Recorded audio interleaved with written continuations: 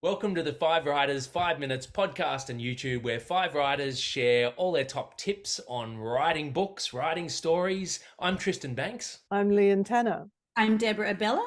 I'm Zanni Louise. And I'm Sarah Armstrong. Today we're going to talk about making it personal, putting some of yourself on the page. It can be a bit of a challenge. It can be confronting to put some of your own life into your stories. Lian, do you put much of yourself into your stories? Yeah, I do, Tristan. I find that bits of my life creep into my stories all the time, especially people I know or places I've been. In my very first book, Rats, I used one of my neighbours as inspiration for the villain. And one of the characters in the Keepers trilogy, the boy Toadspit, was very strongly based on my brother Michael. A Clue for Clara was inspired by one of my own chooks, who wasn't actually a detective, as far as I know, but she was really smart and really brave. So people and places. But I think the main part of my life that goes into my stories is my own emotions. So I've never actually been afraid of a dragon, but I have been afraid of a vicious dog. And so if I've got a character who's afraid of a dragon, I can use my memory of what it feels like to be afraid of that vicious dog to write about a character who is afraid of a dragon. And in the same way, I have never actually been a bossy duck, but I have been a bossy human. So I can use that to write the bossy duck. So yeah, they're the main ways my character comes into it. Very good.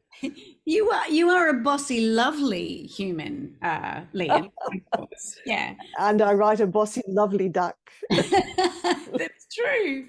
I agree with you. I think there's always part of us in our stories that we write because we need that. We need that connection with that story if it's going to feel real. I actually wrote a book called Teresa, a New Australian, which is an historical fiction, which is based on the story of my dad, who was born in a cave during a bombing raid in World War II in a country called Malta. And I actually interviewed lots and lots of Maltese people who are older now and who were tiny kids at the time. And they told me what it was like. So I kind of borrowed my family's history and all of the histories of those people to write that book. But I also put in, my Grimsden trilogy is my crankiness that us humans sometimes are not doing a very good job of taking care of the planet.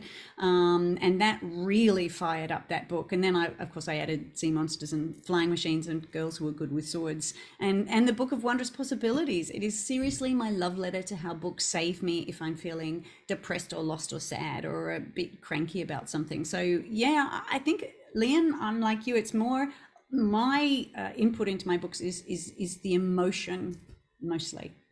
I've heard that being talked about as philosophical stakes. So you have to have something in there which really means something, and it's going to be more convincing if it's something you care about. So that makes so much sense to me, Deb.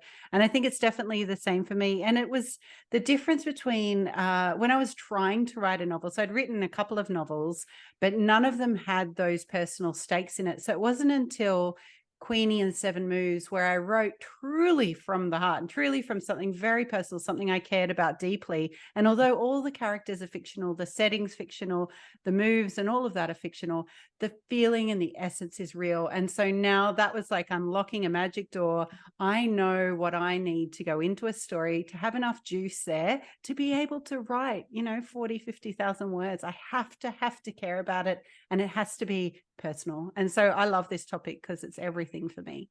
That's good.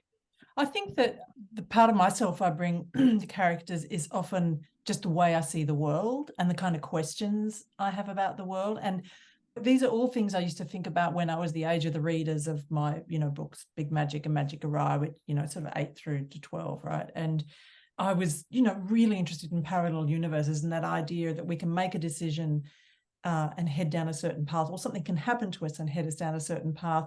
But what if something different had happened? How different would our life be? And that just really preoccupied me as a child. I was really interested in it and really fascinated by this idea of parallel universes. So, of course, I brought parallel universes into the book and, gave my character Tulsi the opportunity to ponder that and think about some of the bigger questions, like what happens to us after we die and those sorts of things. So I give those questions to my characters, and I think definitely there's a bit of me in all of my characters in my adult books as well.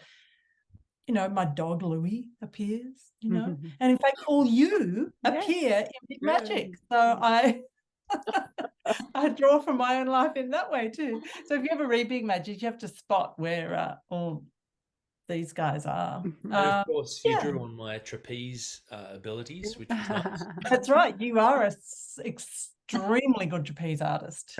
Thank you very much. I think that I love that you come from character, and I love that you're talking about wrestling with ideas that you think are really interesting, because people often say, oh, how do you know which story to go with, which story to write? And I reckon if it's something, it has to be something that you genuinely love.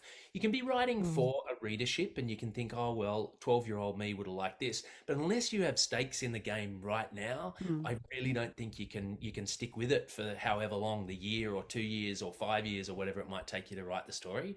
The first couple of years of me writing children's books, I feel like I was trying to write commercial books where stuff blows up and things happen all the time and never be boring. And hey, look at this and look at that, just because I didn't want the reader to be bored. But then probably by 2009, 2010, I started to realize that what I needed to do was sort of put more of myself on the page, and I didn't feel like kids would read this as much, but I felt like I wanted to do it anyway. And so Two Wolves and Scartown, I started writing together at that same time. One came out 5 years later, one came out 13 years later. But I think they're my most personal books. They both around that time, that shift from trying to write commercial books that I think other people are going to like, to writing stories that I genuinely love in this moment and feel like I probably would have loved when I was 12 years old too. So thanks a lot. We've got 5 different points of view. I reckon hopefully people will take away some things that will be interesting for their own stories. Check out all our episodes on the podcast and on YouTube. Thanks for tuning in, and see you later. See ya. Bye. Bye-bye.